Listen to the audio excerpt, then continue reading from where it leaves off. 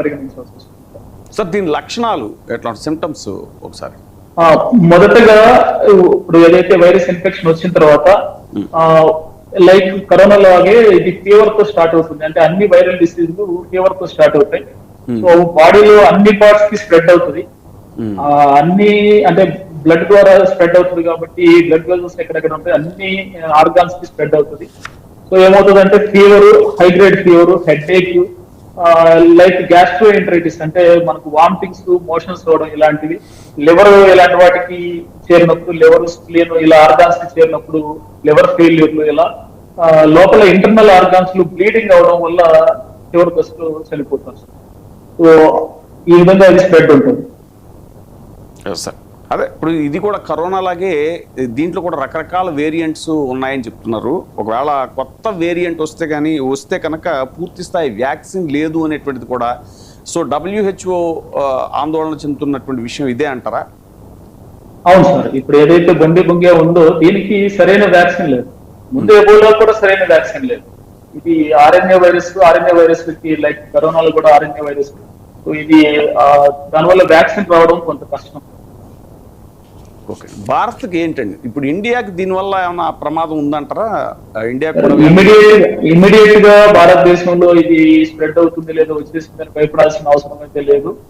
కాకపోతే ఏంటంటే ఎవరైతే సౌత్ ఆఫ్రికా నుంచి ట్రావెల్ చేస్తారో అటువంటి వాళ్ళకి సంబంధించి ఏదైతే 3 వీక్స్ టైం ఉందో 3 వీక్స్ వాళ్ళని ఐసోలేషన్ లో ఉంచడం, ఏదైతే వాళ్ళ దగ్గర నుంచి శాంపుల్స్ కలెక్ట్ చేసి టెస్ట్ చేయడం ఇలాంటివన్నీ చేసి దీన్ని నివారించవచ్చు. ఇప్పుడు ప్రస్తుతానికైతే ఇమీడియట్ గా భారతదేశంలో అంత ప్రమాదకరమైన ఏం కాదు, కానీ బట్ ఇది ప్రమాదకరంగా మారే అవకాశం ఉంది అని WHO డిక్లేర్ చేసింది. అంటే ఏదైతే సౌత్ ఆఫ్రికన్ ట్రావెల్స్ చేస్తారో, ఏదైతే ఆ సూడాన్ ఏరియా నుంచి ట్రావెల్ చేస్తుంటారో వాళ్ళకి వచ్చిన తర్వాత మిగిలిన వరల్డ్ మొత్తం స్ప్రెడ్ అయ్యే అవకాశం ఉంది కాబట్టి అనుకుంటున్నారు. కానీ భారతదేశానికి ప్రస్తుత పరిస్థితులు అయితే ఆందోళన చెందాల్సినంత పరిస్థితి ఏం లేదు. ఒకవేళ అలాంటి సింటమ్స్ కనిపించినప్పుడు కూడా ఇమీడియట్ గా ఏంటంటే ఇప్పుడు అనుకున్నట్లు బాడీ ఫ్లూయిడ్స్ టచ్ చేయకుండా గ్లౌ లాంటివి వేసుకోవడం, మాస్క్ వేసుకోవడం, లైక్ హ్యాండ్ శానిటైజేషన్ రెగ్యులర్ గా చేసుకోవడం, ఏదైతే అలా సింటమ్స్ అనిపించినప్పుడు వెంటనే టెస్ట్ చేసుకోవడం, ఐసోలేట్ అవడం, హాస్పిటల్స్ లో ఐసోలేషన్ వార్డ్స్ ఉంటాయి వాటిలో జాయిన్ అవ్వడం, సరైన వైద్యం ఎర్లీ స్టేజ్ లోనే తీసుకోవడం. సిమ్టమాటిక్ ట్రీట్మెంట్ సరైన వైద్యం అంటే symptomatic treatment sir. Immune boosting చేసుకోవడం అంటే ఇమ్యూనిటీని ఎక్కువ లెవెల్లో పెంచుకోవడం వల్ల అన్ని వైరస్ డిసీజులు తగ్గుతాయి. ఎబోలా కూడా మనకున్న అవకాశం అది. ఇమ్యూనిటీని పెంచుకోవడం వల్ల ఎబోలా వైరస్ నుంచి కాపాడుకునే అవకాశం. సార్ అదే ఇప్పుడు ఈ ట్రావెలింగ్స్, ఇంటర్నేషనల్ ట్రావెలింగ్స్ ఏమైనా రిస్ట్రిక్ట్ చేశారండి? ఎందుకనంటే ఆఫ్రికా దేశాల నుంచి వచ్చే ప్రయాణికుల మీద నిఘా పెట్టారు అనేటువంటిది కూడా, ఎయిర్పోర్ట్ స్క్రీనింగ్ ఇవన్నీ కూడా జరుగుతున్నాయని తెలుస్తుంది. అవును సార్, ఆఫ్రికా నుంచి వచ్చే వాళ్ళకి టెంపరేచర్ చెక్ చేయడం, ఏమన్నా డౌట్ ఉన్నప్పుడు వాళ్ళు ఐసోలేట్ చేయడం జరుగుతుంది సార్. రెస్ట్రిక్షన్స్ పెట్టున్నారు. ఓకే, ఇప్పుడు మన కరోనా టైంలో చూసాము ఈ క్వారంటైన్ కానీ లేదంటే ఇవన్నీ చేసినటువంటి పరిస్థితి. అలాంటివి ఏమన్నా తీసుకోవాల్సిన అవసరం ఉంటుందా? ఒకవేళ ఇన్ కేసు మన దాకా వస్తే కనుక ఎలాంటి జాగ్రత్తలు ముందుగా, ఇప్పుడు మీరు ఇందాక అన్నారు ఇమ్యూనిటీ పెంచుకోవడం అనేటువంటిది ఈ జనరేషన్లో చాలా అవసరం, చాలా తక్కువ ఉంది ఈ జనరేషన్లో ఇమ్యూనిటీ అనేటువంటిది.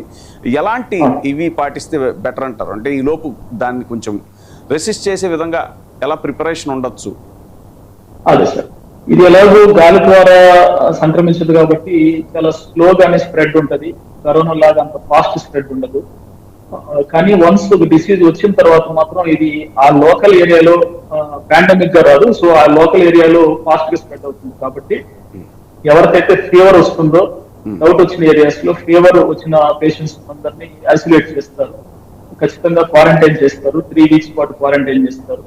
వాళ్ళకి సపరేట్ గా వార్డ్స్ ఉంటాయి. ఒకవేళ హాస్పిటల్స్ లో కూడా సపరేట్ వార్డ్స్ ఉంటాయి. ఐసీయూ కేర్ అవసరం ఉంటుంది. ఇలా అన్ని చేయాల్సి వస్తుంది.